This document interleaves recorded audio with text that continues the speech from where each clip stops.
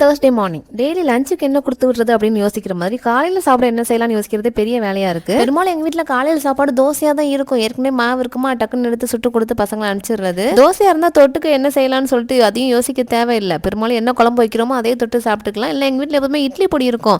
என் பசங்க இட்லி பொடினா ரொம்ப பிரியமாக சாப்பிடுவாங்களோ, அதனால எந்த பிரச்சனையும் கிடையாது. ஈஸியாக சாப்பாடு வேலை முடிஞ்சிடும். என் பெரிய பையன் வேற காலையில் சப்பாத்தி வேணும்னு சொல்லி கேட்டிருந்தானா தொட்டுக்கு என்ன செய்யலாம்னு யோசிச்சுட்டு இருக்கும்போது வீட்டில் கொஞ்சமாக வெள்ளை சுண்டல் இருந்துச்சா, சரி நான் அதே நைட்டு ஊற வச்சுட்டேன். அதனால் சப்பாத்தி தொட்டு சாப்பிட்டுக்கலாம். ஒரு லஞ்சுக்கும் அதே பசங்களுக்கு கொடுத்து விட்டுலான்ட்டு இந்த லேயர் சப்பாத்திலாம் போடுவாங்கல்ல, ஃபர்ஸ்ட் மாவை தேய்ச்சிக்கிட்டு திருப்பி அதை நாலா மடிச்சுட்டு தேய்ப்பாங்கல்ல, அதை நானும் ட்ரை பண்ணி பார்த்தேன்னா எனக்கு எப்போதுமே அக்யூரேட்டாக ரவுண்ட் ஷேப்பில் சப்பாத்தி வராதா, ஒரு 70% ரவுண்ட் ஷேப்பில் இருக்கும், இல்லை ஸ்கொயர் ஷேப்பில் போட்டுருவேன்.